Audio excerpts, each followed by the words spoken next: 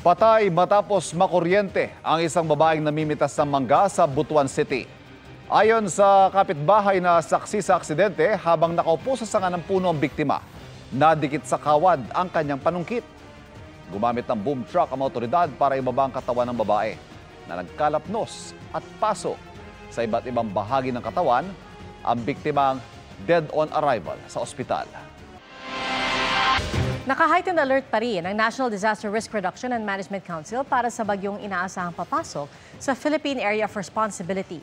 Nakahanda rin daw ang NDRRMC sakaling kailangang magdagdag ng food and non-food items.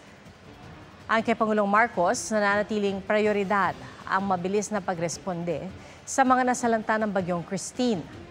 Pag-iigihin pa raw ng bansa ang national at local disaster risk reduction response, lalo't high risk ang Pilipinas sa mga epekto ng climate change. Sandamakmak na isdang tinatawag na tuloy ang napadpad sa dalampasigan sa Mualboal, Cebu. Nagkumahog ang mga residente sa paghakot ng mga isda kaninang umaga. Sabi ng ilang residente, posibleng napadpad sa baybayin ang mga isda dahil hinabol ng mas malalaking isda. Nangyari rin daw yan noong Huwebes, kaya mga residente, laking pasasalamat sa anilay biyaya ng karagatan. Ipalalabas ng much-anticipated movie na Hello, Love Again sa Asian World Film Festival sa Los Angeles, California. Kasabay ng showing dito sa Pilipinas sa November 13, magki-kick off ang festival at magsisilbing closing film ang movie ni Alden Richards at Catherine Bernardo sa November 20.